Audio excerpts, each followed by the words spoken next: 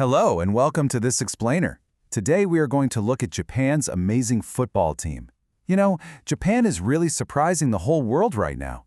They play wonderful football and they beat very strong teams. So let's learn their secret strategies together. Think about this. How does Japan beat the top teams? In the last World Cup, they beat Germany. And they also beat Spain. Now, Japan does not have the most famous superstars. They do not have the biggest players. So how do they win? Well, let's find out. Section 1. The Giant Killers. Japan uses a very unique strategy. They do not try to hold the ball all the time. Traditional big teams love to keep the ball. But Japan is different. They do not rely on just one superstar player. Instead, they rely on a strong team structure. They actually let the other team have the ball. Then, they wait for a mistake. When that mistake happens, they control the key moments of the game. Section 2. Flexible field tactics.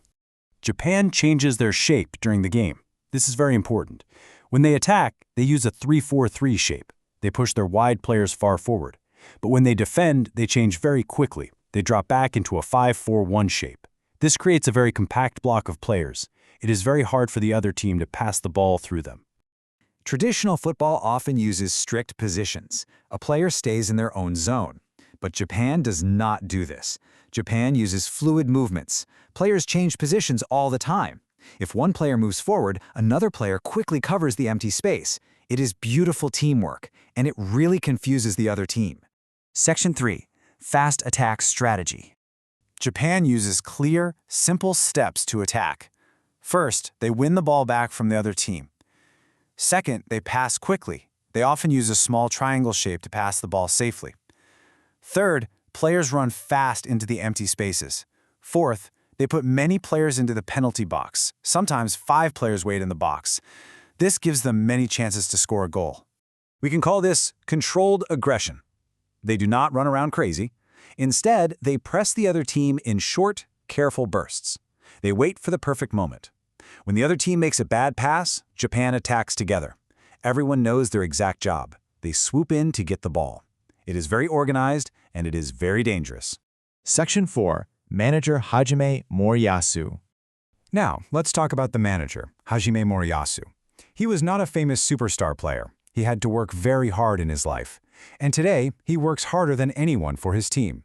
He watches hours and hours of video to study the other teams. He also cares deeply for his players. For example, his players often leave the team hotel very early to return to Europe. Sometimes they leave at 4 in the morning. Manager Moriyasu waits in the hotel lobby at 4 a.m. He thanks each player for their hard work. This shows true respect. Section 5. Listening to players. Normally, a football manager uses a top-down style. The manager decides everything alone. The players just follow orders. But manager Moriyasu is different. He uses a bottom-up style. He actually listens to his players. Many Japanese players play in top European leagues now, so they have great ideas. Moriyasu asks for their opinions. He collects their ideas to make the final plan. Of course, manager Moriyasu also has strict rules for the team.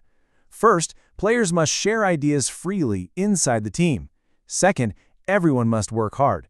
Third, they must not complain to the media. Fourth, they must be very careful on social media, or SNS. He wants to protect the team's focus. His main rule is very clear. Keep team problems inside the team. A team is like a family.